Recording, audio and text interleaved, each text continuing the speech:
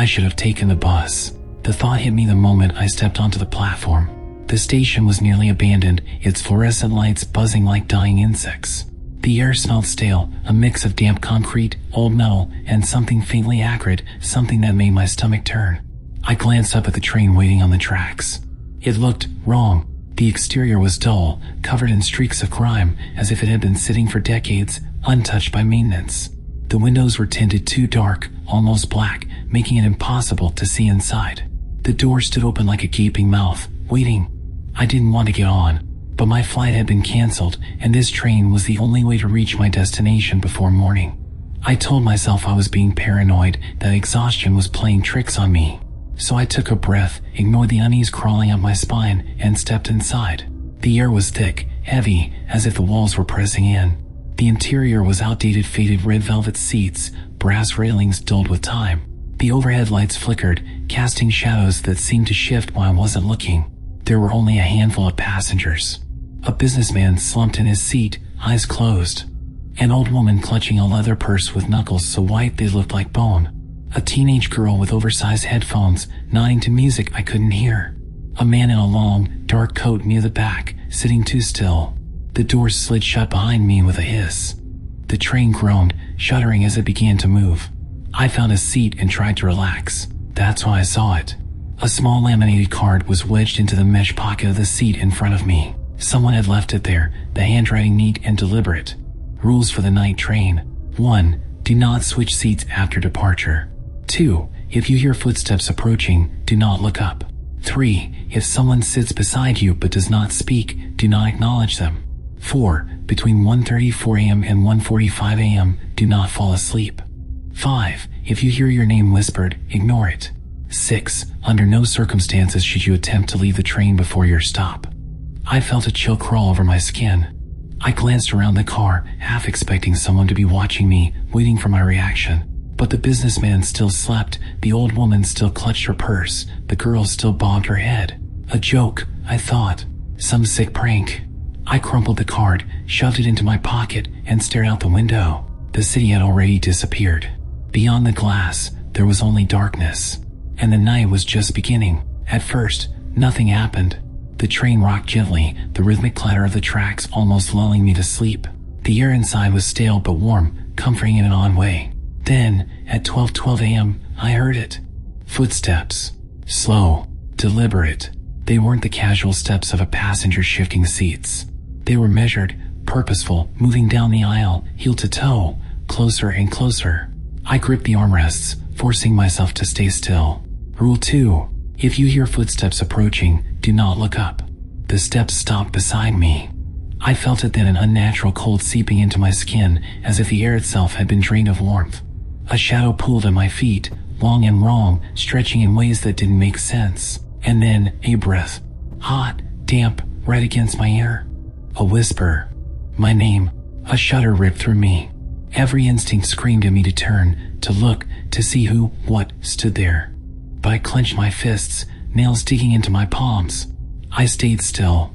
The presence lingered for a moment longer. Then the footsteps continued down the aisle. And just like that, it was gone. The lights flickered. The train groaned. No one else reacted. Not the businessman, not the old woman, not the girl with the headphones. Like it had never happened. The night stretched on, each second crawling by. I kept my eyes fixed on the window, though all I saw was my own reflection, pale and uneasy. Then, at 1:34 a.m., the air changed. The train slowed slightly, though the world outside remained an empty void. The businessman stirred. His head snapped upright, eyes wide and empty, his mouth stretching into a grin too large for his face. The teenage girl stopped nodding, her hands dropping limp at her sides. The old woman's purse slipped to the floor, revealing fingers too long, too thin, curled like claws. The man in the dark coat did not move.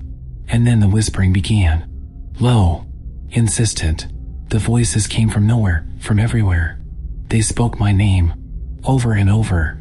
My body locked up, frozen in place. I squeezed my eyes shut, biting my lip hard enough to taste blood. Rule number 5. If you hear your name whispered, ignore it. But it was inside my head now. The whispers rose, a chorus of voices, laughing, sobbing, begging. Look at us. Join us. Don't you want to see? A cold hand brushed my shoulder. I snapped. I turned. And the train was wrong. The businessman was grinning, but his face was peeling away, skin sliding off in wet clumps. Empty sockets stared where eyes should have been. The teenage girl's head hung at an unnatural angle, her neck stretched too long, her lips moving silently as if singing.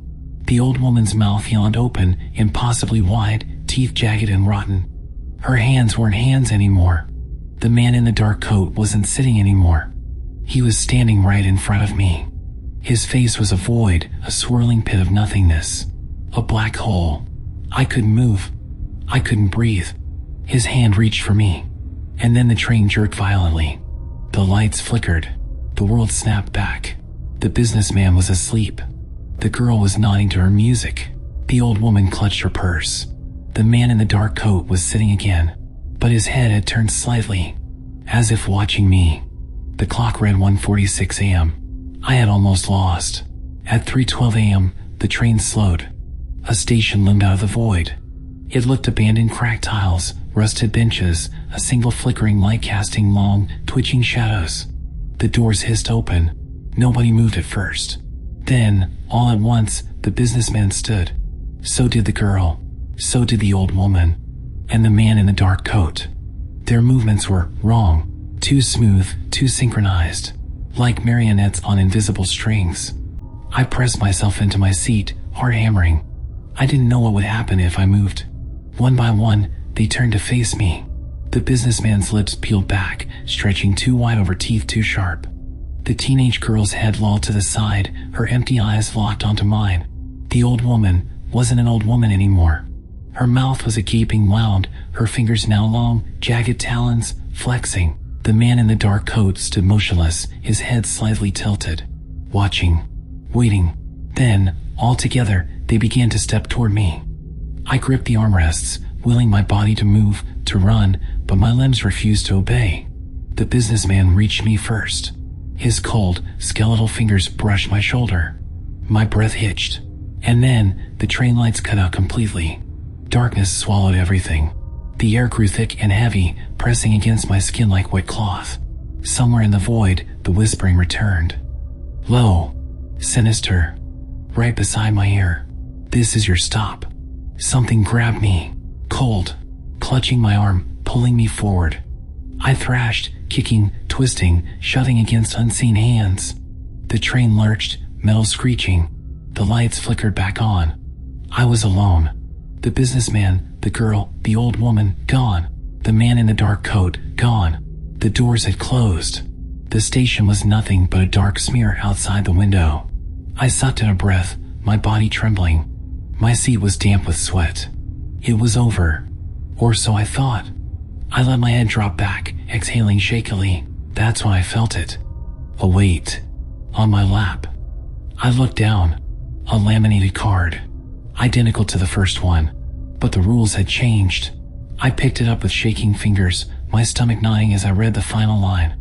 If you are still here, it means you never left. You belong to the train now. A slow, creeping realization spread through me. I looked out the window again. The world outside was still pitch black. No landmarks, no stars, no signs of life. I checked my phone. No signal. No time displayed. The train kept moving, but I no longer knew where it was taking me, or if it would ever stop again. And then, a breath, right against my ear. Next stop. The lights flickered. The train groaned, and something sat down beside me.